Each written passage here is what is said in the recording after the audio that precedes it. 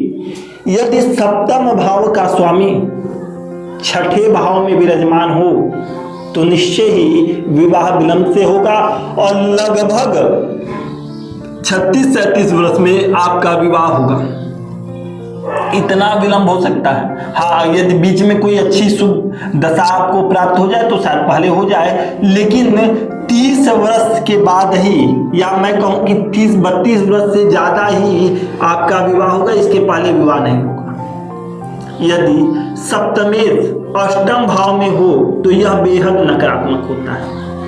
यह वैवाहिक जीवन की दृष्टि से भी बेहद अशुभ माना गया है। इसके साथ ही इसे इतना अशुभ माना गया है कि यदि कोई शुभ ग्रह की दृष्टि न पड़ रही हो, कुंडली बहुत बलवान न हो, तो ऐसा देखा गया कि ऐसे लोगों का विवाह ही नहीं होता।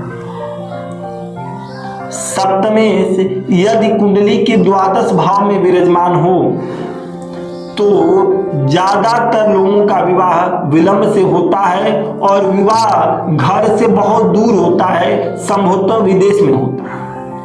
आपका पार्टनर विदेश से संबंधित हो सकता है। अब आधुनिक जमाना है, एनआरआई को लोग भी पसंद करते हैं। कुंडली में यदि सप्तम भाव में मंगल विराजमान हो तो यह मांगलिक दोष का निर्माण करेगा और तब भी देखा गया है कि विवाह विलंब से होता है। यदि इस मंगल पे कहीं शनि की दृष्टि पड़ जाए तब तो यह बेहद अशुभ है, तब विवाह बेहद विलंब से होगा और वैवाहिक जीवन में बेहद कटुता देखने को मिलेगी। आपका पार्टनर बेहद उग्र प्रवृत्ति का होगा, लड़ाई झगड़े बहुत ज्यादा होगा। कुंडली में सप्तम भाव का स्वामी यदि धन भाव में हो और धन भाव में मंगल भी हो, धन भाव कौन है? द्वितीय भाव, दूसरा भाव।